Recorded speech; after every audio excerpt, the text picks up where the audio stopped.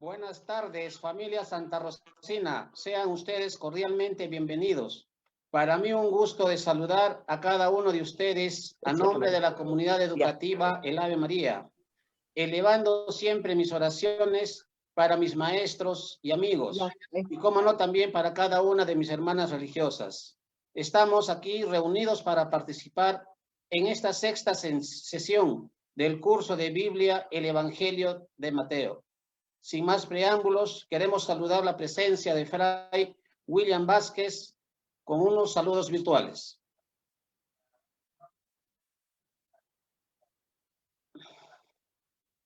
Fray William Vázquez, buenas tardes. Muy buenas tardes con todos ustedes. ¿Cómo les va? Muy bien, padre. Disculpe los 3 minutos que le hemos quitado. 6. 6, padre. Mucho hablo, padre. No se preocupe que yo me los cobro. Así que nos tienen que disculpar a los dos. Ya, padre, no se preocupe. Adelante, padre. Bueno, no va a hablar otra cosita. Bien. Entonces, pues nuevamente muy buenas tardes con todos ustedes. Quiera Dios que estén bien, al igual que los suyos.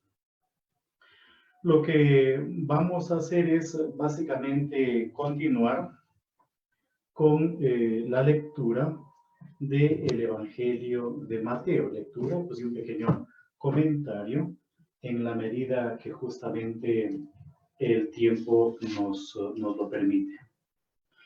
Entonces, si mal no recuerdo, la semana pasada nos quedamos nosotros en el capítulo 11, versículo 1.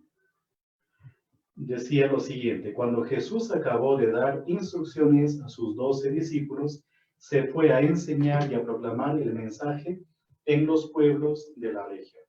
Entonces, ahí veíamos cómo, por ejemplo, se terminaba el libro 2, que al mismo tiempo es la tercera parte del Evangelio. Por lo tanto, hoy día vamos a comenzar el libro 3 o la cuarta parte del Evangelio. ¿Ya? Que como ustedes se darán cuenta, pues va desde el 11.2, por decirlo de alguna manera, y concluye en el capítulo 13, versículo 53. 13:53. Ahí dice, fíjense en el 13:53, cuando Jesús acabó de contar estas parábolas, partió de allí. Por lo tanto, ya tenemos una especie como de delimitación. La sección anterior a este versículo 53 es algo que está en relación con las parábolas, que tiene que ver con las parábolas. Entonces, hemos dicho que tenemos también dentro de cada libro dos partes. Una parte que es narrativa y la otra parte que es discursiva. Y este libro no es la excepción, este libro tercero. Porque la parte narrativa va desde el capítulo 11, versículo 2, hasta todo el capítulo 12. Hasta todo el capítulo 12. Hasta ahí. Dicho de una manera diferente, el capítulo 13 sería pues la parte netamente discursiva. ¿Ya? Entonces, eso que nos vaya quedando como claro a nivel de estructuración, a nivel de esquematización de la obra. Entonces, tenemos igualmente dos partes. Una primera parte que es narrativa y la segunda parte que es justamente discursiva. Entonces, vamos a leer y a comentar pues el texto de este tercer libro o de la cuarta parte del Evangelio. ¿Ya? Tenemos en el versículo 2 lo siguiente: Juan, que había oído hablar en la cárcel de las obras del Mesías. No nos olvidemos que, que la prisión de Juan el Bautista se da después del bautismo de Jesús. Y básicamente va a ir, si se fijan bien, hasta más o menos el capítulo 14 del Evangelio de Mateo. Es decir, desde el capítulo 3 hasta el capítulo 14, Juan el Bautista está en la cárcel. En el capítulo 14, él será martirizado. En el capítulo 14. Pero ahora todavía él está en la cárcel. Entonces dice lo siguiente.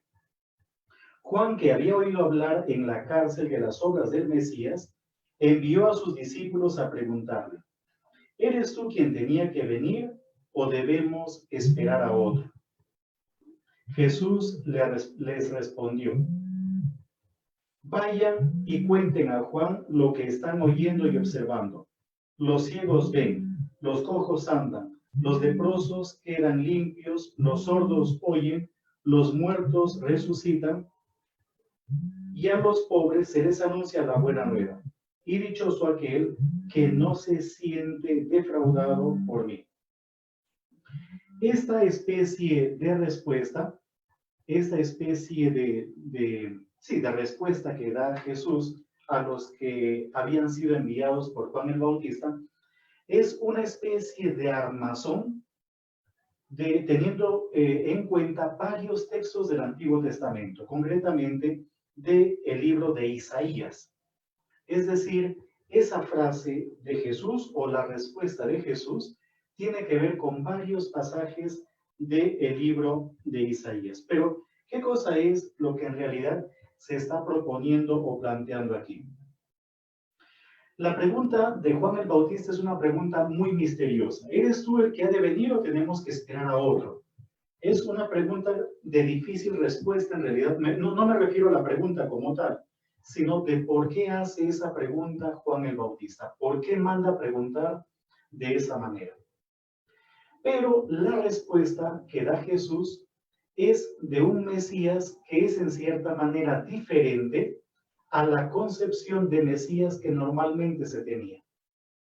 Se pensaba que el Mesías debía ser aquel que venía con un poder extraordinario, que iba a agarrar a palos a todo el mundo y que se iba a terminar imponiendo como gobernador o como rey. Alguien que de una u otra forma iba a tomar las riendas desde el punto de vista político de la sociedad. Alguien que iba a liberar incluso a Israel del dominio de los romanos. Sin embargo, la respuesta de Jesús está en sintonía con un mesianismo, con un reino totalmente diferente, con un reino en donde los humildes, en donde los sencillos tienen justamente cabida. Los ciegos ven, los cojos andan, los leprosos quedan limpios, los sordos oyen, los muertos resucitan, y a los pobres se les anuncia la buena noticia. Y dichoso aquel que no se sienta defraudado por mí. Es decir, lejos de estar proponiendo un mesianismo de tipo político, en donde el Mesías va a tomar las riendas del poder, se va a empoderar para castigar a los enemigos y para beneficiar a los propios, es un reino que se centra en primero, acoger a todo el mundo y en segundo lugar, darle prioridad a los marginados. Los leprosos son marginados, los cojos también, los ciegos también, incluso los ciegos no podían entrar, por ejemplo, en el templo. O sea, no solamente se trata de una marginación de tipo social, sino también incluso una exclusión de tipo religioso. El nuevo reino, el reino que propone Jesús, es un reino para la gente que es normalmente marginada o dejada de lado. Y luego dice a partir del versículo 7, cuando salieron, el 7, cuando se fueron, Jesús se puso a hablar de Juan a la gente. ¿Qué salieron a ver en el desierto? ¿Una caña agitada por el viento? Pues, ¿qué salieron a ver? ¿Un hombre lujosamente vestido? Los que visten con lujo están en los palacios de los reyes. Pero entonces, ¿qué salieron a ver? ¿Un profeta? Sí, y les aseguro que más que un profeta. Ahora, aquí hay que tener en cuenta varias cosas. Según la tradición judía, digamos que el profetismo había terminado cuando los textos habían sido ya aceptados como sagrados. Me refiero a los textos para nosotros del Antiguo Testamento.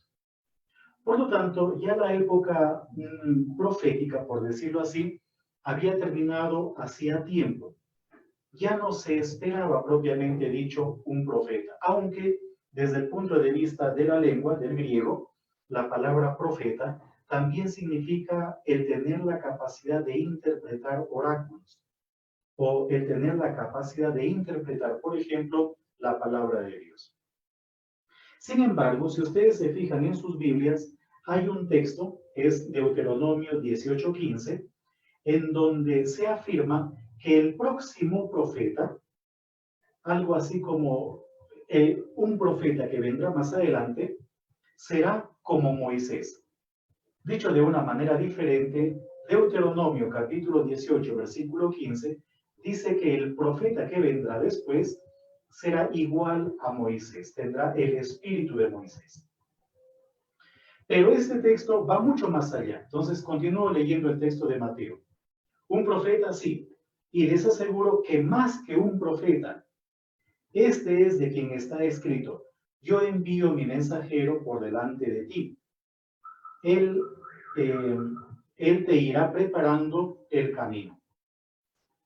Y es un texto que tiene, que es un eco en realidad de Éxodo 23:20 y de Malaquías 3:1. Ese texto está tomado del Antiguo Testamento. Si ustedes leyeran, por ejemplo, Éxodo 23:20 y lo comparan con Malaquías 3:1, es casi el mismo texto. Pero lo que está diciendo, sobre todo el texto de Malaquías, es que vendrá un mensajero que preparará el camino de Yahvé. No el camino de Jesús, sino el camino de Yahvé. ¿Y quién es Yahvé? Pues Yahvé es Dios. Por lo tanto, este es un texto que intenta mostrar justamente que Juan el Bautista es aquel de quien habló el profeta Malaquías, pero aquel que prepara el camino de Dios. Por lo tanto, la misión de Jesús es una misión superior, en cierta manera, a la de cualquier personaje. Y la misión de Juan el Bautista también es superior, porque consiste nada más y nada menos que en preparar el camino del mismo Dios. Les aseguro que no ha surgido entre los hombres nadie mayor que Juan el Bautista. Sin embargo, el más pequeño en el reino de los cielos es mayor que él. Está haciendo una especie de distinción o de separación entre lo que nosotros podríamos mencionar lo antes de Cristo y lo después de Cristo.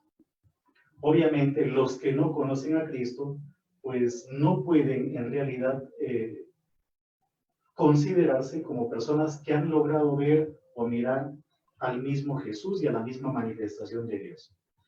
Y luego dice lo siguiente: desde que apareció en Juan el Bautista hasta ahora, el reino de los cielos sufre violencia y los violentos pretenden apoderarse de él. Pues todos los profetas y la ley anunciaron esto hasta que vino Juan. Y es que, lo acepten o no, él es Elías, el que tenía que venir. El que tenga oídos, que oiga. Es un texto tremendamente interesante. Por lo tanto, lo que está diciendo es que el reino va a sufrir violencia.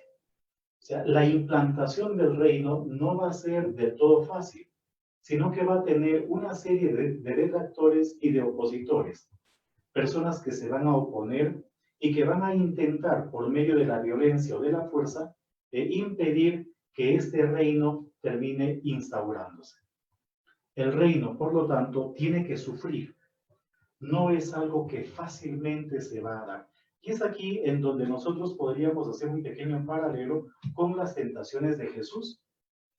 La tercera tentación de Jesús, en el capítulo 4 de Mateo, nos dice que el demonio lo lleva a una montaña alta, le muestra los reinos y le dice: todo esto te lo daré si tú me adoras. Es una tentación para que Jesús, de una manera fácil y mediante alianzas no tan buenas, consiga lo que él está buscando, la instauración del reino. Pero no puede ser hecho de esa manera. Es decir, la instauración del reino no puede hacerse mediante alianzas nocivas o nefastas.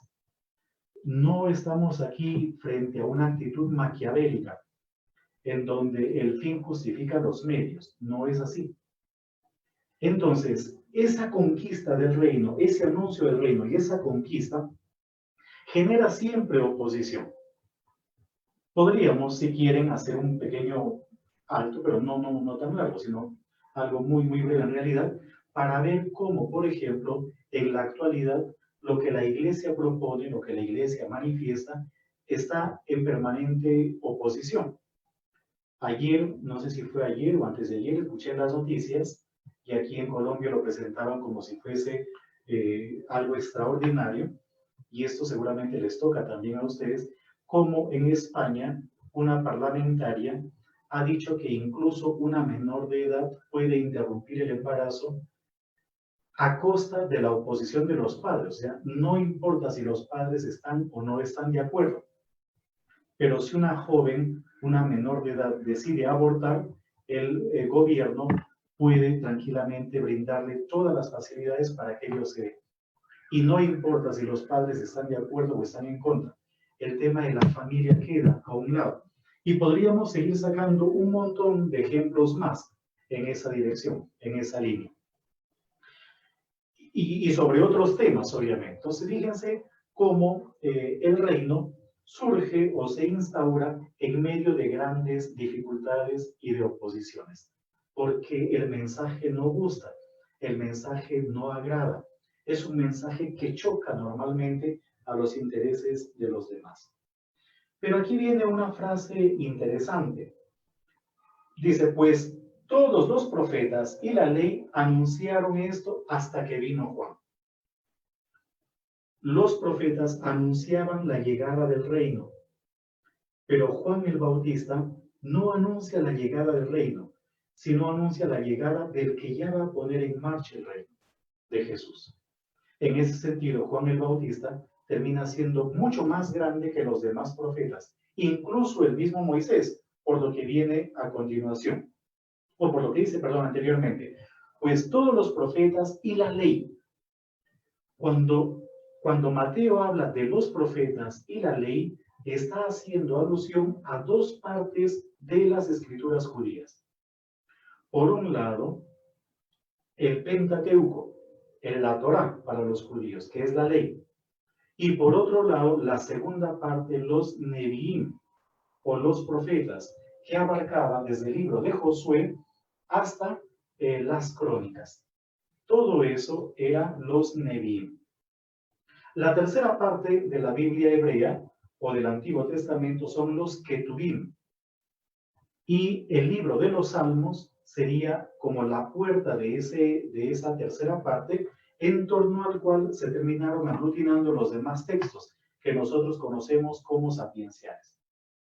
Por lo tanto, cuando aquí habla, por ejemplo, de que la ley, de que los profetas y la ley anunciaron hasta que vino Juan, la Sagrada Escritura, pero entiéndase Sagrada Escritura como el Antiguo Testamento, pero no todo el Antiguo Testamento, sino los textos que ya les he mencionado, que seguramente son los más aceptados por los judíos, hablaban de Jesús.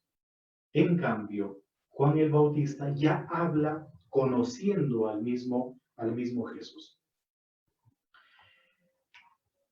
Y luego viene otra afirmación, y es que, lo acepten o no, él es Elías, el que tenía que venir. Ya hemos visto cómo, por ejemplo, en el bautismo de Jesús, Juan el Bautista tiene una vestimenta de Elías. Él está vestido con piel de camello y tiene al mismo tiempo un cinturón de cuero en la cintura. ¿Se acuerdan ustedes que vimos ese puntito? La vestimenta de Juan el Bautista en el capítulo 3 del Evangelio de Mateo. ¿Por qué se habla de que Juan el Bautista es Elías? Porque había la tradición dentro del judaísmo de que cuando Elías llegase, iba a aparecer el Mesías. Tenemos dos personajes en el Antiguo Testamento que no mueren. Uno de ellos es Elías, que es arrebatado en un carro de fuego al cielo. Y el otro personaje que no muere es Enoc. Estos dos personajes, Elías y Enoc, eran utilizados dentro de la tradición judía para hablar un poco en términos apocalípticos y en términos de Mesías. Por lo tanto, había la creencia popular de que cuando Elías apareciese, el Mesías iba a llegar. Esa es la razón de por qué a Juan el Bautista se le está identificando con Elías. De ese modo, Jesús termina siendo visto como el Mesías. Y esto aparece en la literatura apócrifa. Si me permiten, les voy a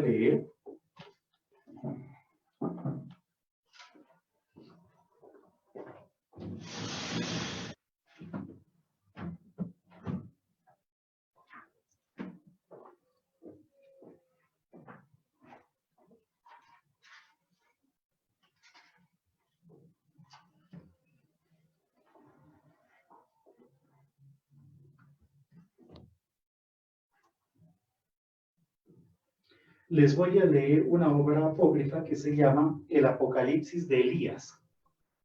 Hay una colección en el blog del Centro Bíblico, hay solamente 4 tomos, en realidad ya son 6, han salido 2 últimamente, hay 4 en PDF, pero yo los tengo en físico.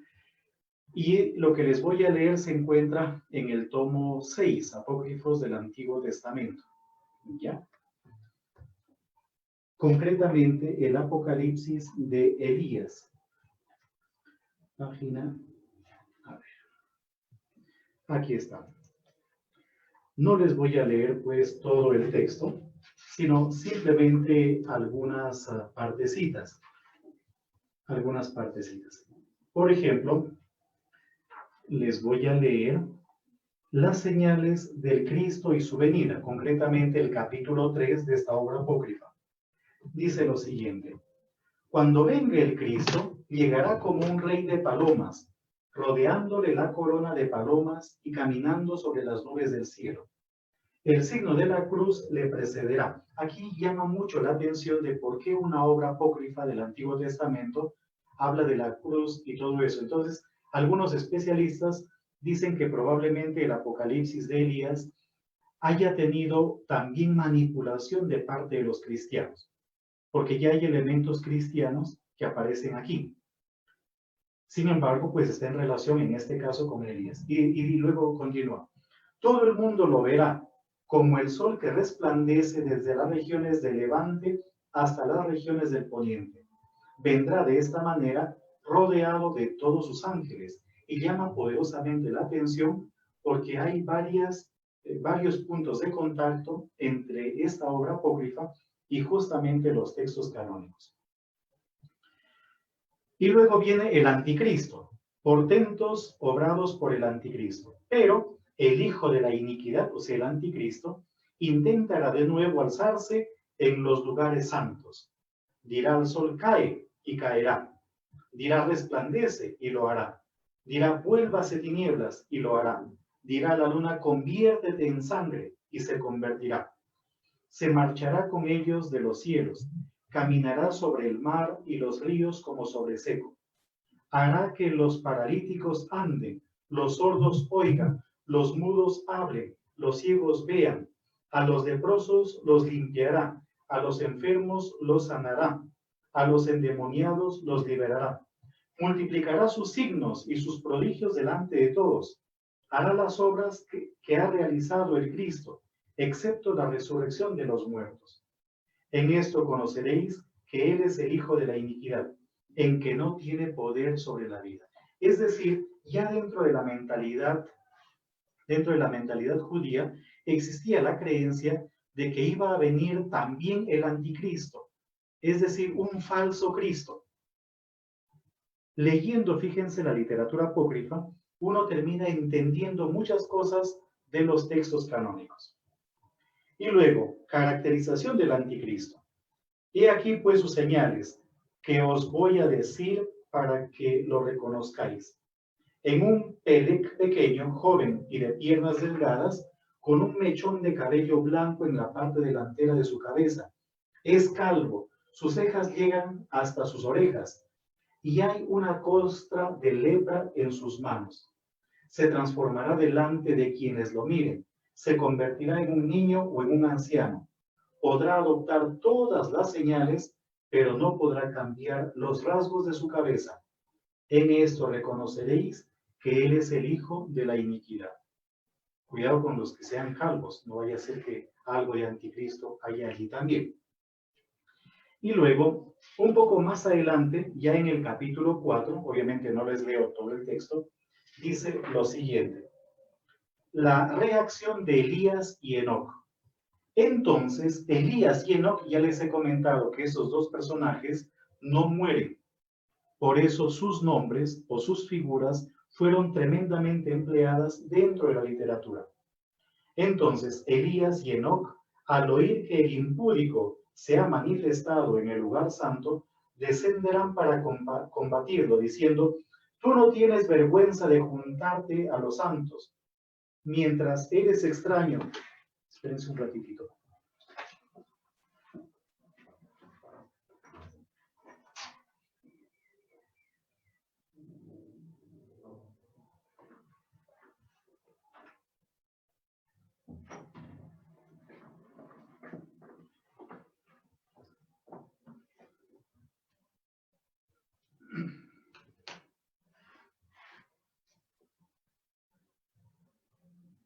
Tú no tienes vergüenza de juntarte a los santos, mientras eres extraño siempre.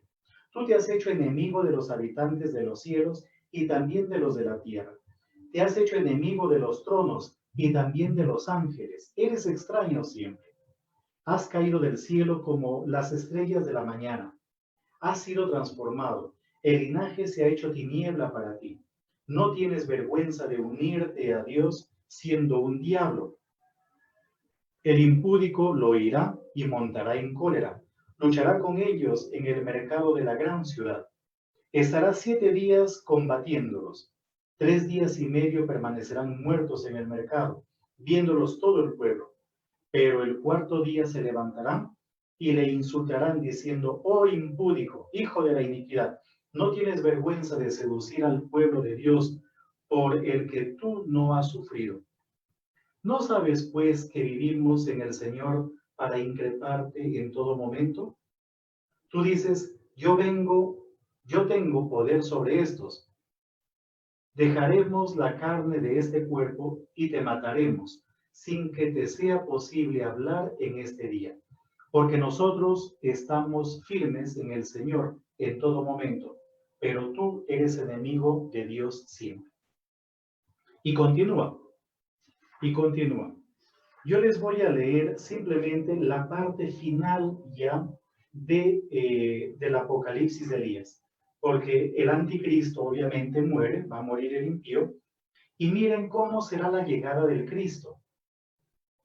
Aquel día viene del cielo el Cristo, el Rey con todos sus santos, quema la tierra y habita en ella 1000 años, porque los pecadores, les voy a leer también la muerte del impío, ¿ya? Un poquitito antes. Dice: después de esto descenderán Elías y Enoc, se desprenderán de la carne mundana y tomarán su carne espiritual.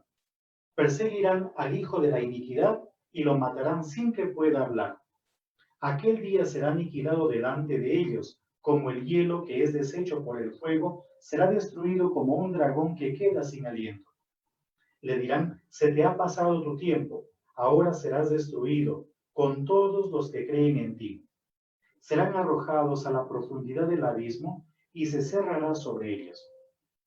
Ahora sí, llegada del Cristo. Aquel día viene del cielo el Cristo, el Rey con todos sus santos. Quema la tierra y habita en ella 1000 años, porque los pecadores la han dominado. Creará un cielo nuevo y una tierra nueva. No habrá diablo de muerte en ellos. Reinará el Cristo con los santos. Subirá y bajará, mientras ellos permanecen con los ángeles continuamente, estando con el Cristo 1000 años.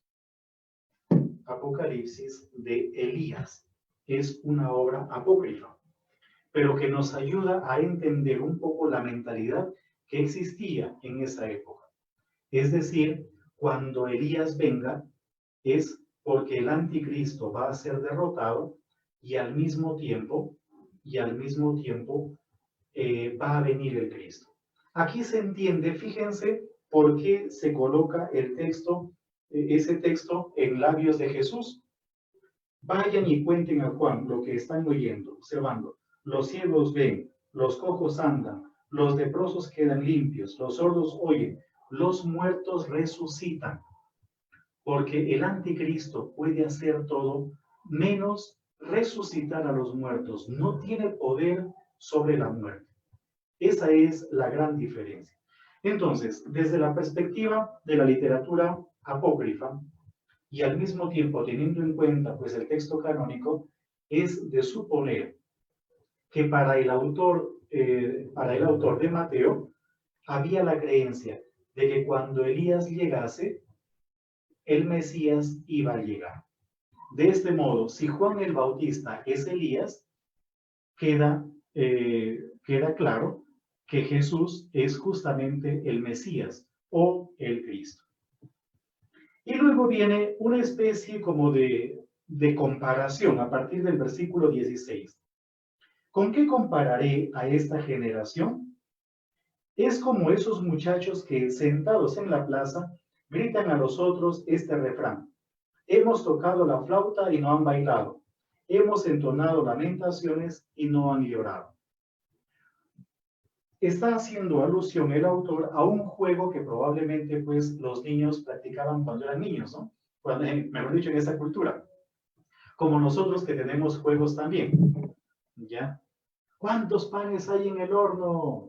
25 y un quemado. ¿Quién se lo quemó? El grandísimo ladrón. Quémalo, quémalo por ladrón, hasta que se haga chicha. Es un juego, pero también hay otros más, ¿no? Buenos días, su señoría, matatiru tirulá. Que quería su señoría, matatiru tirulá. Yo quería una de sus hijas, matatiru tirulá. Y así sucesivamente. Y podríamos continuar. Entonces, parece que el autor está justamente haciendo alusión a unos juegos que se practicaban en esa época.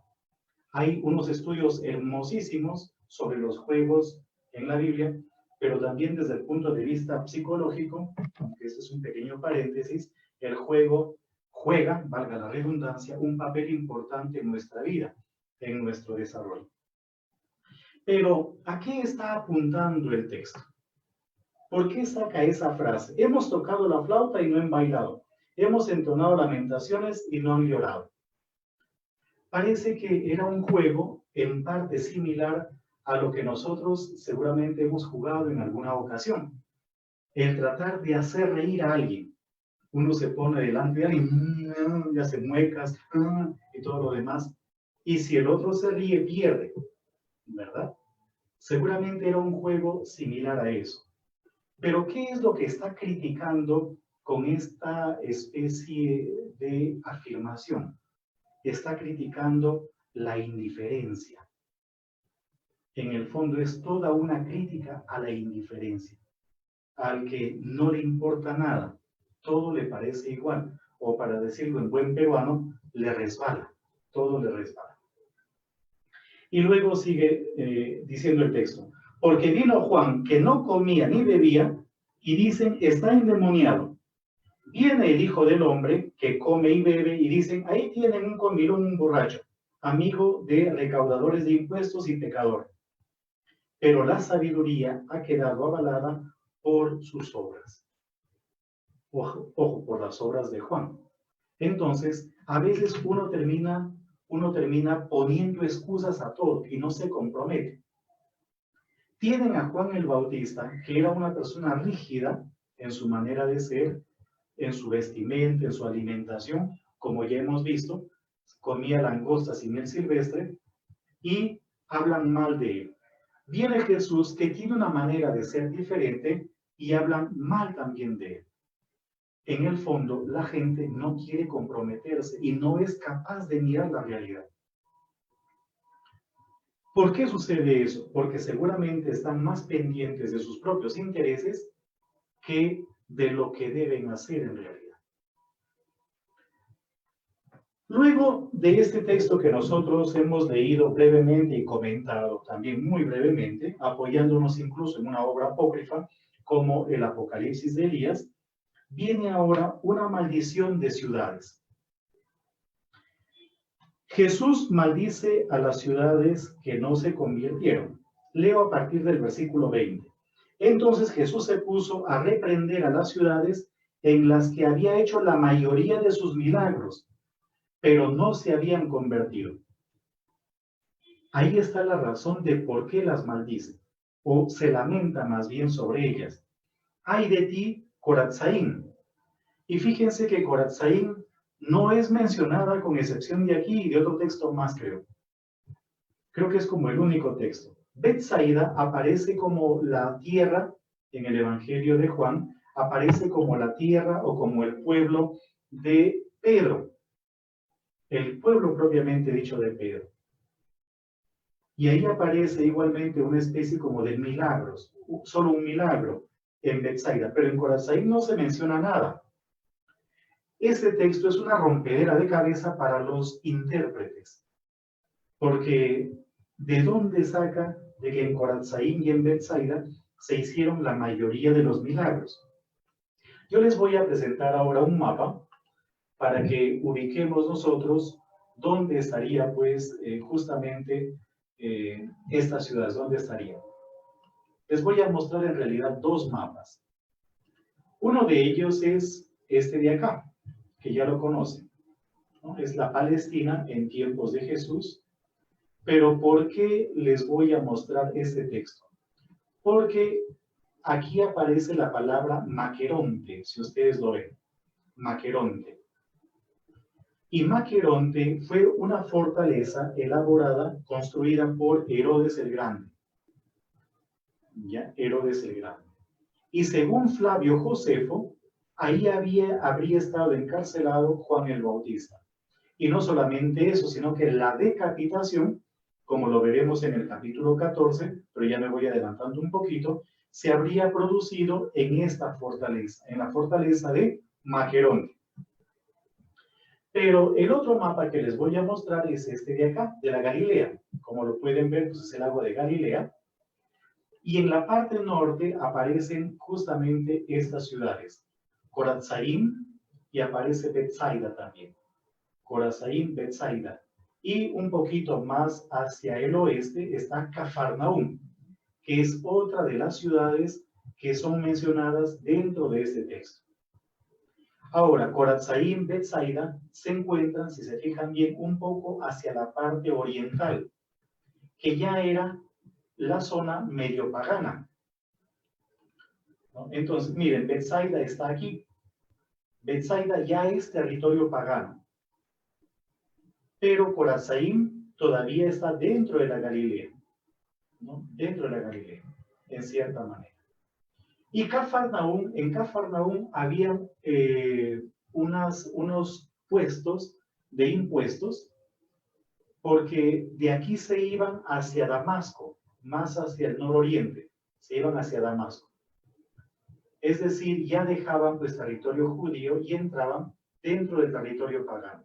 Por lo tanto, podríamos decir que los que estaban en esta zona eran personas que estaban en contacto con gente pagana, con gente pagana. Entonces dice, ay de ti Corazzaín, ay de ti Betsaida, porque si en Tiro y en Sidón se hubieran hecho los milagros realizados en ustedes, hace tiempo que vestidas de penitencia y sentadas sobre ceniza, se habrían convertido. Pero les digo que el día del juicio será más tolerable para Tiro y para Sidón que para ustedes. Y Tiro y Sidón, si se fijan bien, ojalá que puedan ver el cursor, se encuentra en la parte norte, noroccidental. Ahí está Sidón, Tiro, que eran dos puertos importantísimos en la época de los fenicios. Dos grandes puertos. ¿Qué es lo que está haciendo entonces el evangelista Mateo, o el autor del Evangelio de Mateo? Está colocando a unas ciudades paganas como más importantes, por decirlo así, que unas ciudades judías. ¿Por qué motivo? Porque estas ciudades paganas mostraron fe, mientras que aquellas en donde se obraron milagros, lejos de aceptar a Jesús, terminaron simplemente rechazándolo. Pero viene otra ciudad, y tú, Cafarnaúm, te elevarás hasta el cielo. Esa elevación hasta el cielo dice, hasta el abismo te hundirás. Esa afirmación de subir hasta el cielo o de hundirse, parece que el autor lo está tomando del libro de Isaías, concretamente el capítulo 14, en los versículos 13 y 15. Si pueden leer ustedes ese texto, van a ver cómo se habla de subir a lo más alto del cielo o bajar a lo más profundo del abismo, hasta el Sheol, a lo más profundo del abismo. Entonces parece que ese texto de Isaías, capítulo 14, versículos 13 y 15, están inspirando al autor o a los autores de Mateo para componer este relato. Y luego dice, porque si en Sodoma se hubieran hecho los milagros realizados en ti, hoy seguiría en pie. Por eso les digo que ese día del juicio será más llevadero para Sodoma que para ti. En realidad, son unas afirmaciones tremendamente duras. Está poniendo por encima de ciudades paganas, que son ciudades que han visto obrar milagros a Jesús, que no han visto obrar milagros a Jesús, como por encima de ciudades que sí han sido testigos de lo realizado por Jesús. Y el tema de colocar a Cafarnaúm, ¿por qué a Cafarnaúm lo trata de esa manera? Porque un poco antes, si se fijan bien, en el capítulo 9, versículo 1, dice que Cafarnaúm era la ciudad de Jesús. Era nada más y nada menos que la misma ciudad de Jesús. Y ni siquiera por ser él de esa ciudad, los de Cafarnaúm tuvieron a bien redireccionar sus vidas. Lo que viene a continuación es una alabanza a los pequeños, a los humildes, a los sencillos. Dice, yo te alabo, Padre, Señor del cielo y de la tierra, porque has escogido estas cosas a los sabios y prudentes y se las has dado a conocer a los sencillos. Sí, Padre, así te ha parecido bien. Todo me lo ha entregado mi Padre, y nadie conoce al Hijo sino el Padre. Y al Padre lo conoce solo el Hijo, y aquel a quien el Hijo se lo quiera revelar. Ahí tenemos una afirmación que probablemente busca como criticar a los maestros de la ley, que eran los que estaban permanentemente al acecho de Jesús y haciendo lo posible para desprestigiar o menospreciar el trabajo de Jesús. Y luego viene algo interesante. Vengan a mí todos los que están fatigados y agobiados, y yo los aliviaré. Carguen con mi yugo y aprendan de mí que soy sencillo y humilde de corazón, y encontrarán descanso para sus vidas, porque mi yugo es suave y mi carga es ligera. Fíjense que aquí aparece una bienaventuranza, sencillo y humilde de corazón.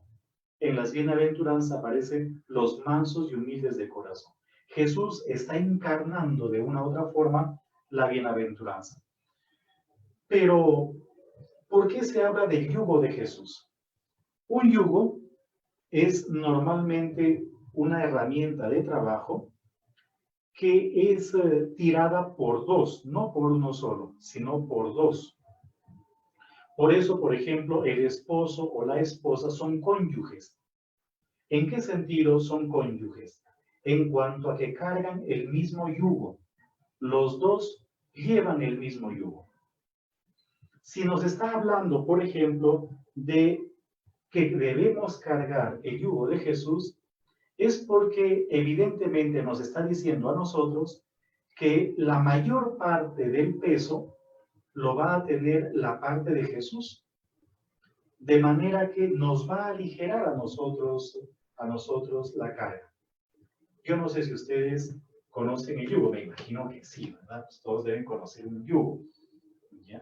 Y la palabra cónyuge, como ya les he comentado, significa literalmente llevar el mismo yugo, estar uncidos por el mismo yugo, porque los dos van en la misma dirección y los dos cargan con el mismo peso del hogar. Eso significa, en cierta manera, la palabra cónyuge. Pero el yugo que nos propone Jesús es un yugo totalmente disparejo, en donde Él es el que termina cargando más el peso de lo que nosotros debemos cargar. Mi papá, mi mamá, pues me cuentan que cuando, por ejemplo, tenían que arar los campos, buscaban a los bueyes que tengan más o menos el mismo tamaño, más o menos el mismo peso, más o menos la misma fuerza. Ya, más o menos la misma fuerza. Porque si uno tiene más fuerza que el otro, termina haciendo daño al que tiene menos fuerza. Entonces, aquí tenemos un claro ejemplo de esta comparación pues extraída de la vida agrícola, pero con una enseñanza de que el estar con Jesús, como Él es tan generoso con nosotros, alivia nuestro trabajo, nuestro sufrimiento, nuestro dolor. Llegamos ahora al capítulo número 12. El Hijo del Hombre es Señor del sábado. Yo ya les he contado a ustedes sobre la teología del sábado. Les voy a decir algo de manera breve. El número 7, que sirvió para la elaboración de calendarios, no es un número humano o propuesto por capricho por los seres humanos, sino que en la antigüedad se dieron cuenta de que para obtener un calendario más o menos estable, había que jugar con el número 7. No es totalmente estable, pero es más o menos estable. Porque el año no tiene 365 días, múltiplo de 7 en realidad, sino que el año tiene 365 días más 6 horas. Por eso cada 4 años tenemos un año bisiesto. Febrero 8 que trae solo 28, es una frase dicha por mi mamá. Y cada 4 años tiene 29 días. Pero la teología del sábado es una teología tremendamente hermosa dentro del judaísmo. ¿Por qué motivo? Porque el día sábado todos son iguales. Pueden leerse ustedes Deuteronomio 5 o Éxodo 20, que son los lugares en donde aparece el decálogo, y la teología del sábado es preciosísima. El día sábado o el día séptimo, todos son iguales. Las bestias domésticas son iguales a las bestias salvajes. Los seres humanos son iguales a las bestias también. La tierra labrada es igual a la tierra sin labrar. Los libres son iguales a los esclavos. Los hombres son iguales a las mujeres. Durante un día a la semana, todos son iguales. Es como la vuelta a un estado paradisíaco. No hay esclavos durante el día séptimo. Y contando a un año como si fuese un día, se crea una semana de años, el famoso año sabático, el año número 7. En el año sabático, la tierra descansaba, igual se perdonaban deudas, entre otras cosas más. Durante un año la tierra reposaba. Y contando 7 semanas de años, es decir, contando 7 años como si fuese uno, tenemos 7 por 7, 49. Los judíos lo redondeaban a 50, el año jubilar. Y en el año jubilar todo volvía a un estado inicial. Los que eran esclavos recobraban su libertad. Los que habían perdido su tierra la recobraban. Era volver a comenzar todo de cero, todo nuevamente. Eso era lo que sucedía en el año jubilar. Y todo está en relación con el número 7. Claro, hay una canción colombiana, que misterio, papá Dios, le pusiste al número 7. Me pregunto y nadie sabe la verdad, no sé si ustedes la han escuchado. 7 son las notas de mi guitarra, 7 son los pecados capitales y comienza a jugar con el número 7. Pero bueno, aquí estamos entonces con la teología del número del sábado o del número 7. Dice, en una ocasión Jesús caminaba a través de unos campos sembrados. Era sábado. Sus discípulos sintieron hambre y se pusieron a cortar espigas y a comerlas. Los fariseos, al ver lo que hacían, le dijeron, ¿no te das cuenta de que tus discípulos hacen algo que no está permitido en sábado? Ahora, si uno lee el libro del Deuteronomio, capítulo 23, versículo 26, ahí se dice que sí se puede recoger espigas al pasar por un campo, pero lo que no se puede es meter la hoz, porque meter la hoz ya es un robo. Si yo, por ejemplo, voy por un campo y veo unas naranjas pues que están medio cayendo al camino, yo puedo tomar una, tomar dos. Pero otra cosa es que ya coja una saqueta y meta las naranjas dentro de la saqueta. Entonces, ya en el libro del Deuteronomio se contempla esta posibilidad. Un caminante puede arrancar espigas y comerlas porque el camino puede ser largo. Y uno puede tener hambre y tiene derecho de comer algo. Ya, tiene derecho.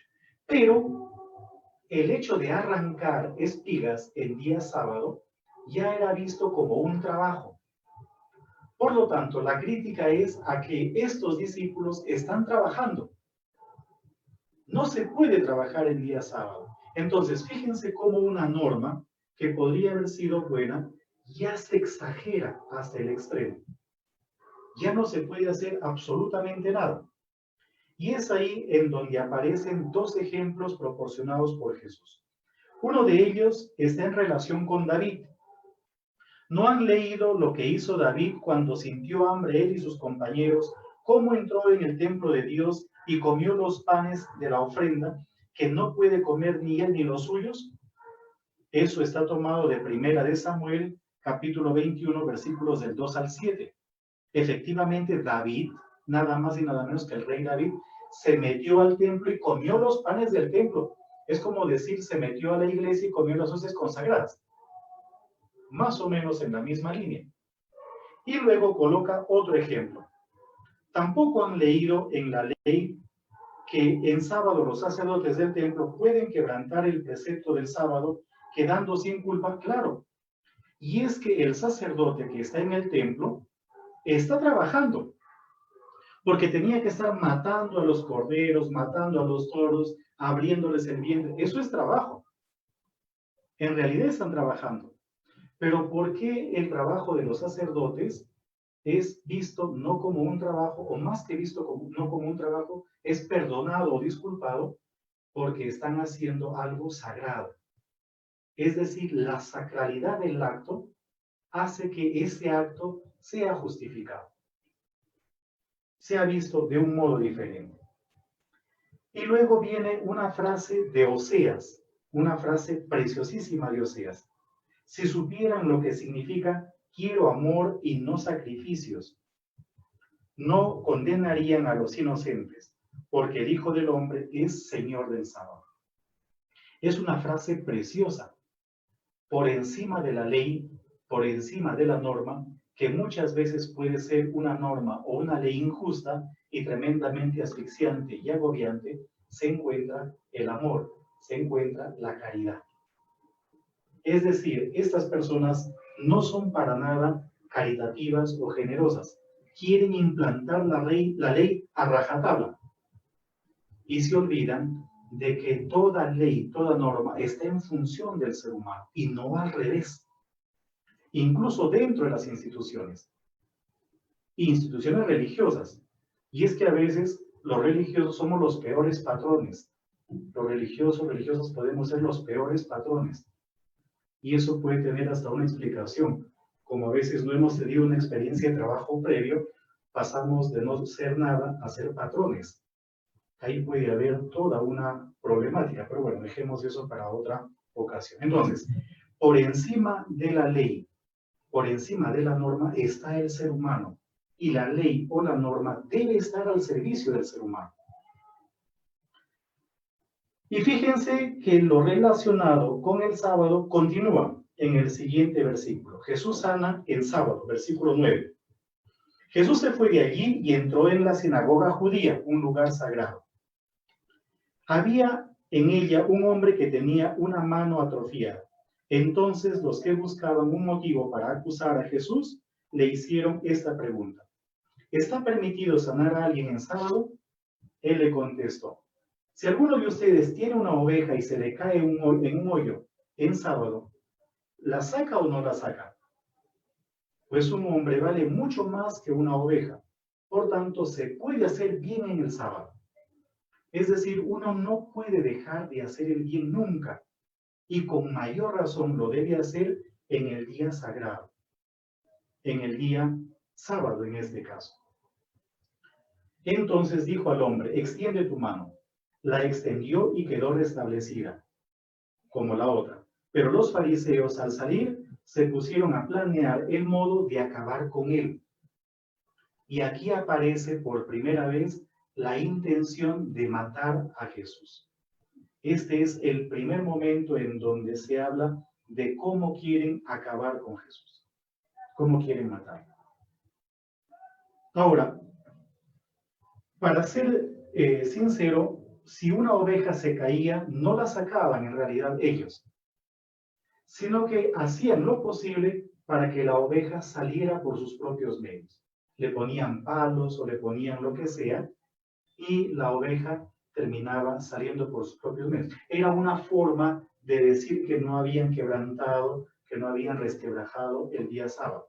Entonces, miren cómo una norma tan bonita, o como una teología tan bonita como es la del sábado, terminó convirtiéndose en toda una carga, y al mismo tiempo terminó convirtiéndose en una especie de acto totalmente tramposo. Me comentaba alguien hace poco de que los judíos en Nueva York, en Estados Unidos, hablaron con los rabinos para que desde el límite periférico de Nueva York se comience a contar el número de pasos que deben dar para ver si rompen o no rompen el sábado. Pero ya Nueva York es de por sí inmensa. Es como si, por ejemplo, los curas en Lima se pusiesen de acuerdo para decir: muy bien, entonces desde el norte, desde Ancón, para allá ya se rompe el día domingo, o desde el sur, ¿cuál es la parte? Desde Lurín hacia allá se rompe. ¿Quién sale habitualmente más allá de Ancón o de Lurín? Nadie. O como les conté en alguna ocasión, cómo las mujeres que no deben mostrar el pelo a quien no sea su marido, terminan rapándose la cabeza y se ponen pelucas. Entonces, echa la ley, como se dice vulgarmente, echa la trampa también. Y resulta que los judíos, para decir que están cumpliendo con la ley, creaban una serie de trampas. Vayamos al siguiente texto, aunque ya veo que el tiempo está quedando corto. El siervo de Dios. Jesús lo supo ya que le iban a hacer daño, y se alejó de allí. Lo siguieron muchos y sanó a todos, advirtiéndoles que no dijeran que había sido él, el famoso secreto mesiánico, que es más desarrollado en el Evangelio de Marcos. Así se cumplió lo anunciado por el profeta Isaías, y aquí estamos frente al primer cántico del siervo de Yahvé, Isaías 42, del 1 al 4. Este es mi siervo a quien elegí, mi amado en quien me complazco. Derramaré mi espíritu sobre él y anunciará el derecho a las naciones. No discutirá ni gritará, no se oirá en las plazas su voz, no romperá la caña resquebrajada, ni apagará la mecha que apenas arde, hasta que haga triunfar la justicia. En él pondrán las naciones su esperanza. Es un texto preciosísimo. No quebrará la caña resquebrajada y no apagará el pábilo vacilante. O sea, imagínense ustedes una vela y la mecha está ya a punto de apagarse, pues no lo va a apagar. O la caña está resquebrajada y si uno la tuerce un poquito se quiebra, pues no la va a quebrar. Es decir, la actitud del siervo sufriente es no solamente de conservar lo que está, sino de restaurar, de devolver la vida, de devolver la vida. Luego vienen otros textos. Estamos todavía dentro de la primera parte. Controversias sobre el poder de Jesús. Entonces le presentaron un endemoniado ciego y mudo. Jesús lo sanó, de suerte que el mudo hablaba y veía. Toda la gente se maravillaba y decía, ¿no será este el hijo de David? Pero los fariseos, que buscan desprestigiar a Jesús, dijeron al oír esto, este expulsa el demonio con el poder de Belcebú, príncipe de los demonios. El nombre de Belcebú es un nombre bíblico para Dios. Se encuentra, si les interesa, en Segunda de Reyes, capítulo 1, versículos del 2 al 6. Y está en relación con una divinidad extranjera. Con una divinidad extranjera. Pero aquí viene la argumentación de parte de Jesús. Es decir, ¿cómo puede Satanás expulsarse a sí mismo? ¿Cómo puede un reino estar en guerra consigo mismo y subsistir, o sea, en guerra civil y subsistir? Esa es un poco una argumentación pues hermosa que da el autor. De manera que si yo expulso los demonios con el poder de Belcebú, sus hijos con el poder de quien lo expulsan. Y aquí estamos frente a una realidad o frente a una práctica muy generalizada en la época de Jesús, y era el curar, pero al mismo tiempo el realizar exorcismos. Jesús es un exorcista. Y luego viene otra comparación. ¿Cómo puede entrar uno en casa de un hombre fuerte y saquear los bienes si no lo ata primero? Solo entonces podrá saquear su casa. El que no está conmigo está contra mí. El que no recoge conmigo desparrama. O sea, yo les estoy dando a ustedes muestra de que tengo poder. Yo he podido entrar a litigar con Belcebú y le he dominado. ¿Ya? Le he podido. He logrado dominar. Entonces, frente a esta argumentación de que él expulsa a los demonios con el poder del mismo demonio, de los mismos demonios, pues él demuestra de que efectivamente no es así. Luego viene una afirmación también interesante más adelante. Al que diga algo contra el Hijo del Hombre se le perdonará, pero al que lo diga contra el Espíritu Santo no se le perdonará ni en este mundo ni en el otro. Y la razón está en que el que habla en contra del Espíritu se cierra simplemente a la bondad, se cierra simplemente a la misericordia. El renegar contra el Espíritu es renegar contra lo que en algún momento puede jugar en su favor, la bondad o la misericordia. Me voy a saltar un poquitito y básicamente a la parte final de ese relato, es decir, a los versículos pues 36. Yo les digo que en el día del juicio tendrán que dar cuenta de las palabras inútiles que hayan dicho. Pero por tus palabras serás absuelto y por tus palabras serás condenado. Es decir, uno debe ser consciente de que lo que dice también tiene una consecuencia. Lo que dice también. Y uno no puede decir palabras ociosas. Y aquí podríamos hacer todo un análisis de nuestra vida. ¿Cuántas palabras ociosas o sin sentido o vacías o huecas decimos en un día? Pues eso no está bien. No podemos nosotros malgastar esta facultad que tenemos incluso de pronunciar palabras. Vayamos ahora al siguiente relato. El signo para la generación perversa. Le piden a Jesús una señal y Jesús termina dando dos señales. Una señal es la de Jonás. La de Jonás. Y Jonás es muy interesante, es el único profeta exitoso del Antiguo Testamento. El único. El único que tuvo éxito, que la pasó bien, pero al mismo tiempo es el profeta más inmaduro que puede existir. La palabra Jonás literalmente significa paloma y es signo de la docilidad, de la bondad, de la docilidad. Pero curiosamente, el profeta Jonás en el Antiguo Testamento es el más indócil que puede existir, el menos dócil.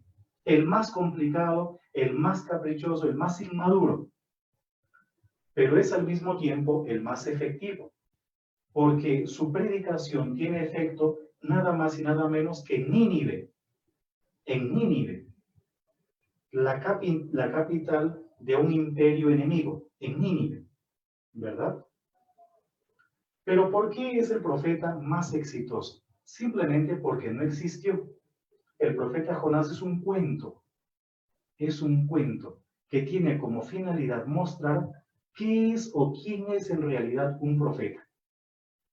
Por eso es el más exitoso. Pero ¿dónde está el signo? El signo se encuentra en que, así como Jonás, en el capítulo 2, versículo 1, pasó 3 días dentro del vientre del gran pez, el Hijo del Hombre va a pasar 3 días dentro del vientre de la tierra. Ahí está la comparación.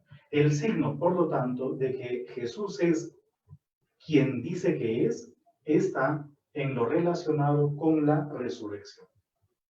Pero al mismo tiempo, habla de otro signo y habla aquí de la reina del sur, la reina de Saba, ya la reina de Saba. Cuando vayan ustedes pues a Jerusalén, cuando vayamos, si quieren, van a ver allí cómo los etíopes presentan a la reina de Saba como una negrita, negrita, no morenita, sino negrita, ¿ya? Porque está en relación con la parte centro-sur de África, con la parte subsahariana, podríamos decirlo así. Aunque algunos hablan de la reina de Saba, más bien como lo que hoy en día es el Yemen. Entonces sería una mezcla entre árabe y negra, una cosa así. Pero ¿dónde está justamente el signo o por qué presenta Jesús a la reina de Saba? Porque la reina de Saba vino de tan lejos trayendo regalos para Salomón, porque había escuchado de la sabiduría de Salomón. Es decir, gente que viene de muy lejos para conocer a Salomón, que vinieron de muy lejos para conocer a Salomón. Y lo mismo, habrá muchos que vendrán de lejos para conocer a Jesús, pero los mismos que están con Jesús no son capaces justamente de reconocerle o de intimar con él. Luego viene otro tema interesante y es la madre y los hermanos de Jesús. Es un texto que también ha generado pues mucha controversia y es mal empleado por los protestantes, por los evangélicos. Aquí no se habla de hermanos en el sentido biológico, sino más bien en el sentido amplio del término. La palabra hermano en griego, adelphos en griego, literalmente significa el que comparte el mismo vientre, el compañero de vientre. Ese es el hermano. Pero por extensión, el hermano es un pariente, el hermano es un conciudadano, el hermano es también alguien de la misma región, el hermano es alguien del mismo país. Por lo tanto, termina siendo un término tremendamente amplio, que es como está siendo empleado aquí. Por lo tanto, cuando se habla de hermanos, no se habla de una relación sanguínea, sino más bien de algún tipo de parentesco cercano, lejano, o de algún tipo de regionalismo, de alguna relación regional más bien, ¿no? Como los hermanos puneños, los hermanos arequipeños, los hermanos cajamarquinos, chiclayanos o qué sé yo, ¿verdad? Más o menos en esa línea. Pero el texto lo que hace es poner en labios de Jesús o ampliar en labios de Jesús el tema del parentesco. La relación con Jesús ya no está solamente dentro de lo sanguíneo o de lo biológico, sino en el plano de la fe. Se amplía, no es que se esté negando la relación sanguínea, sino que se amplía el parentesco con respecto a Jesús. Ahí hemos terminado la primera parte de este libro, que es la sección justamente narrativa. Ahora vamos a entrar en la segunda parte, que es el discurso de Jesús y concretamente el discurso parabólico. Son parábolas que están en relación con el crecimiento misterioso del reino. Y tenemos, si cuentan ustedes, 7 parábolas. Ya, como ya el tiempo pues medio que se cumplió, vamos a contar las 7 parábolas. Tenemos entonces la primera parábola, capítulo 13, del versículo 3 para adelante, hasta el versículo 9. Ahí tenemos la primera parábola, la parábola del sembrador. Después, un poco más adelante, en el versículo 24, tenemos la segunda parábola, el trigo y la cizaña. Luego tenemos dos parábolas, la parábola del grano de mostaza y de la levadura. Entonces, tenemos 1, 2, tenemos 3, 4. La quinta parábola se encuentra, o dos parábolas, perdón, la quinta y la sexta se encuentran en el versículo 44 para adelante, del 44 al 46. Ahí tenemos dos parábolas, la parábola del tesoro y la parábola de la perla. Y luego, a partir del versículo 47, tenemos la séptima parábola. Ya, la séptima parábola. Por lo tanto, en este discurso tenemos 7 parábolas. Ya el número 7 de por sí es tremendamente simbólico. Tremendamente simbólico. Entonces, y también estamos viendo cómo, por ejemplo, el autor comienza a agrupar, porque él tiene toda una finalidad. ¿Cuál es la primera parábola? La primera parábola es de un sembrador que sale a sembrar. Parte de la semilla cae al borde del camino, el resto cae en el terreno pedregoso, otro poco cae entre la maleza y el resto cae en tierra buena. Yo me voy a saltar de manera muy rápida esta parte, porque la explicación de esta parábola en una forma alegórica lo tenemos a partir del versículo 18. Ahí está la explicación. Aunque hay una diferencia. ¿Dónde está la diferencia? En que la explicación que se da a partir del versículo 18 se centra propiamente dicho en la semilla, no en el sembrador, mientras que la parábola está centrada en el sembrador. Pero sea lo que fuere, a partir del versículo 18 tenemos la explicación. Entonces, la semilla que cae al borde del camino es la palabra que cae en el corazón de alguien que lo escucha, que se emociona, pero ahí queda. Lo mismo, por ejemplo, la que cae en terreno pedregoso es como el que oye el mensaje y lo recibe enseguida con alegría, pero no tiene raíz. El que cae entre la maleza es porque la seducción del mundo, del dinero, qué sé yo, ahoga. Y finalmente, lo que cae en tierra buena es lo que termina fructificando. Entonces, la explicación de la parábola la tenemos justamente en el 18. Pero, ¿qué cosa es una parábola y por qué Jesús habla en parábolas? Eso lo vemos a partir del versículo 10, del 10 hasta el 17. ¿Por qué habla Jesús en parábola? Una parábola es un cuento que tiene como finalidad quedarse de un momento a otro en la cabeza del que escucha. O sea, es un cuento, muchas veces extraído de la vida cotidiana, pero que tiene como finalidad quedarse de un momento a otro en la cabeza de la persona. O sea, es de fácil memorización. ¿Pero por qué? Porque lo que se busca es que la parábola esté dándole vueltas y dándole vueltas y dándole vueltas en la cabeza a la persona que escuchó, que atrape su atención hasta que en algún momento logre entenderlo. En ese sentido, tienen bastante mérito aquellos que son constantes. La parábola exige constancia y exige al mismo tiempo compromiso.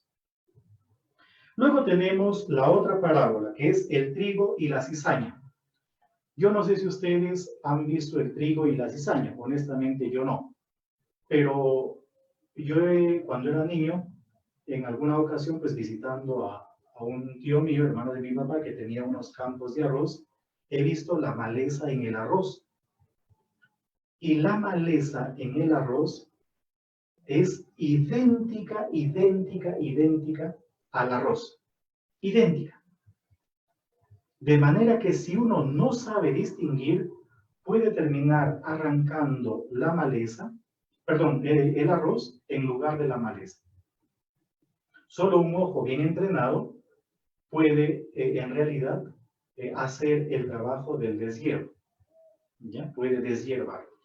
Y según tengo entendido, lo mismo sucede con el trigo. O sea, la cizaña se mimetiza, se camufla tanto dentro del campo que termina confundiéndose con el trigo. Pero ¿qué cosa es lo que distingue al trigo de la cizaña? Lo que distingue es el fruto, la capacidad de dar fruto. La cizaña no dará fruto y el trigo sí dará fruto. Por lo tanto, no es un texto que habla de la conversión. Lo que es cizaña siempre será cizaña. Y lo que es trigo o lo que es arroz siempre será trigo. Sino que la paciencia está en esperar hasta que se pueda distinguir con claridad. El arroz es relativamente sencillo en comparación con la manera como sembraban de distinguir la cizaña del arroz. ¿Por qué motivo? Porque el arroz se trasplanta y normalmente entre tallo y tallo hay una distancia. Pero por la primera parábola, la parábola del sembrador, nos damos cuenta que el modo de sembrar era al voleo. Arrojaban la semilla en el campo. Y eso hacía literalmente imposible el poder distinguir qué es cizaña y qué es trigo. Pero lo que sucede, aunque también esta parábola está explicada más adelante en el versículo 36, lo que sucede es que de lo que se trata es de esperar. El que da buenos frutos no debe de dejar de dar buenos frutos, aunque esté rodeado de maleza. Tarde o temprano, la maleza sale a la luz. Tarde o temprano, la maleza es evidenciada. Luego tenemos dos parábolas pequeñas. La parábola del grano de mostaza y la parábola de la levadura. Estas parábolas tienen como finalidad mostrar cómo el reino de los cielos no aparece de forma chocante, sino más bien de un modo muy sutil. El reino de los cielos se va gestando desde la paciencia, desde la tranquilidad. El reino de los cielos no irrumpe de una manera violenta. Obviamente, ambas parábolas han sido un poquitito manipuladas. Luego tenemos dos parábolas más, la del tesoro y de la perla, que más o menos dicen lo mismo. ¿En qué sentido? En el sentido de que están hablando de cómo el reino es tremendamente importante. El reino de los cielos es importante y vale la pena su inversión.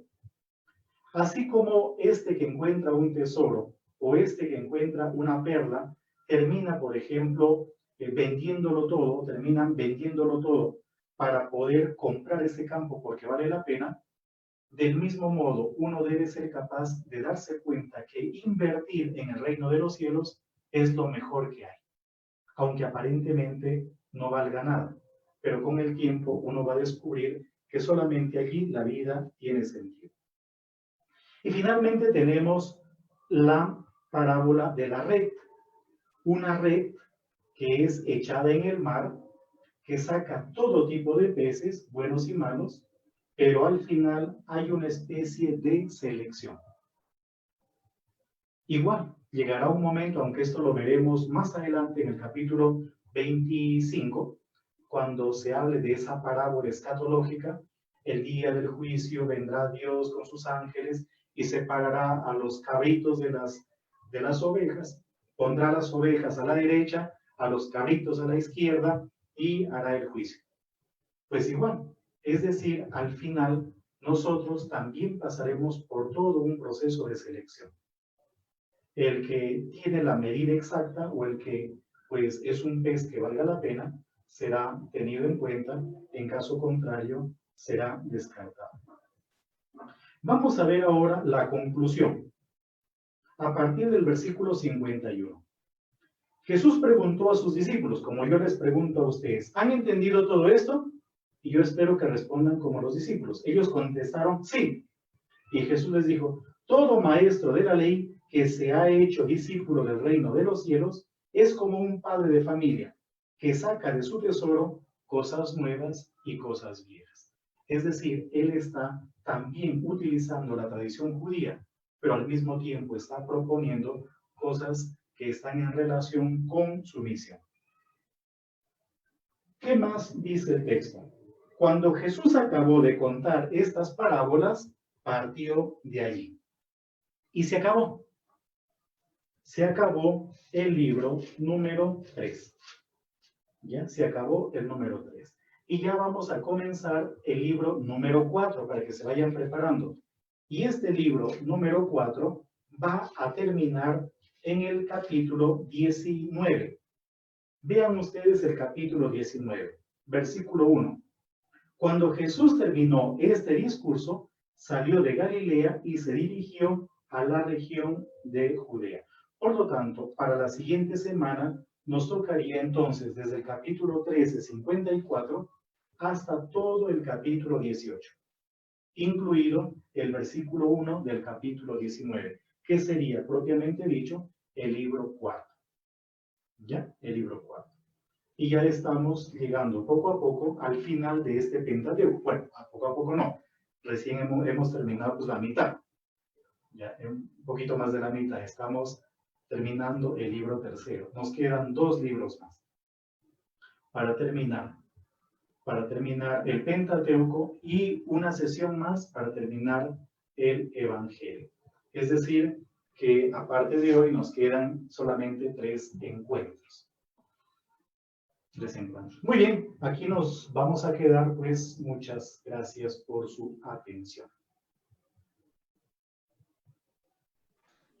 Muy bien, agradecemos la ponencia del padre Fray William Vázquez Alarcón. A continuación tenemos algunas preguntas que se han formulado por medio del chat. Para ello tenemos a Miss Dani, quien las va a leer. Miss Dani. Gracias, profesor Herbert. Sí, gracias al Fray William Vázquez por habernos dado una tarde de mucho aprendizaje y lo mejor de todo que lo hemos compartido con todos los maestros de la red Santa Rosina. Padre, la pregunta es, Maquerón, ¿dónde se encuentra exactamente? No escuché, me imagino que era Maqueronte. Sí, Maquerón es lo que le han puesto. Maqueronte. Maqueronte hoy en día se encuentra en Jordania. Les voy a mostrar nuevamente el mapa. Yo lo mostré en algún momentito, pero lo vuelvo a mostrar. Maqueronte estaría aquí. Fíjense bien. Ahí dice Maqueronte. Era una de las fortalezas construida por Herodes. Herodes construyó varias fortalezas. Construyó Masada. Fíjense, aquí está Masada. Pero también construyó Herodion, el Herodion que está cerca de Belén. Por aquí está el Herodion cerca de Belén, ahí hay otra fortaleza. Construyó también la fortaleza de Maqueronte. Hoy en día está en Jordania. ¿Ya? Ahí está, Maqueronte. No sé si podríamos ver, si quieren ustedes, algunas fotos. Fortaleza de Maqueronte. Miren, aquí tenemos algunas imágenes de esa fortaleza. Pero esto es similar al Herodion. ¿Ya? Ahí está, casi como forma cónica en la parte superior. Así habría sido en la época de Herodes, así habría sido la fortaleza. Pero esta tradición de que Juan el Bautista estuvo encarcelado allí, se lo debemos a Flavio Josefo, este historiador judío, que cuenta al mismo tiempo todo lo que sucedió con la fortaleza o en la fortaleza de Masada, de cómo los romanos, por ejemplo, atacaron esa fortaleza, construyeron una rampa para poder atacar, y la gente, los que estaban en Masada, aquí tenemos una foto de Masada, esto es Masada, ¿ya? Y los que estaban en Masada terminaron suicidándose. Eso lo conocemos por Flavio Josefo. Entonces aquí tenemos, miren, por este lado estaría la rampa, no nos permite ver la imagen, pero esto ya es Masada. Entonces la fortaleza de Maqueronte sería esta de acá, cerca del Mar Muerto. Hoy en día pertenece a Jordania, hoy en día está dentro del territorio jordano, en la parte nororiental del Mar Muerto.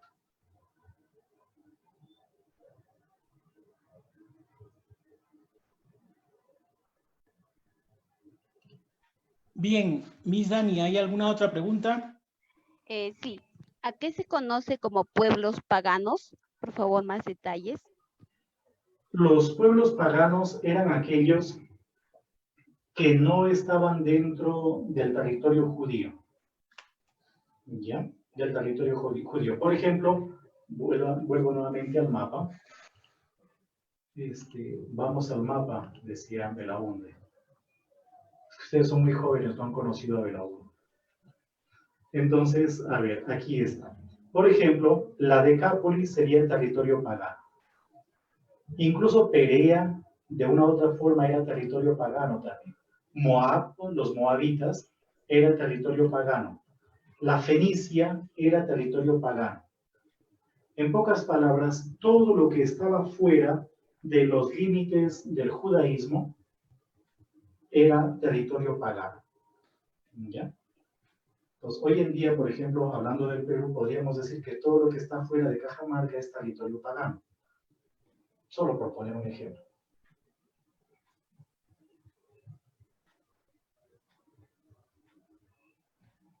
Miss Dani, ¿hay alguna otra pregunta más? Sí, nos preguntan, al hablar de ciegos y sordos, ¿a quién está dirigida la predicación? La predicación de Dios no sería una forma de ir en contra del clericalismo. Es que ahí hay que tener en cuenta dos cositas. Cuando habla de sordos y ciegos, puede ser en un sentido, por ejemplo, de los sordos oyen, los ciegos ven, o podría ser una frase atribuida a los fariseos en este caso, que no son capaces de ver o de escuchar, sino que simplemente están cerrados o encerrados en sus propios pensamientos, en sus propias ideas. Si fuese el segundo caso, sería una especie de denuncia y obviamente una visión negativa de los fariseos. Pero si lo tomamos en el primer caso, haciendo alusión a lo que mencionaba Isaías, los cojos caminan, los leprosos quedan limpios, los sordos escuchan, los ciegos ven. Estamos hablando de cómo Dios viene a restaurar todo y a reincorporar dentro de la sociedad, por decir así, a los que habían sido marginados o dejados de lado. Bien, Fray William, agradecemos su disertación. Realmente hemos aprendido mucho y cada viernes creo que estamos más enriquecidos con el conocimiento que da vida. Es aquel que nos está brindando de una forma muy sencilla, muy simple, muy didáctica, muy pedagógica. Estaremos eternamente agradecidos a los profesores porque ahora digo mejor antes, sabiendo que aquello que finalmente, para concluir, tenemos las palabras finales de agradecimiento de nuestro director, el profesor Óscar Urquizo Vargas. Muy bien, padre William. Recordando las palabras finales del Evangelio de Lucas del día de hoy, todo reino dividido contra sí mismo termina destruido. Pero nuestro reino, la familia Santa Rosina, no está dividida. Al contrario, estamos más unidos que nunca.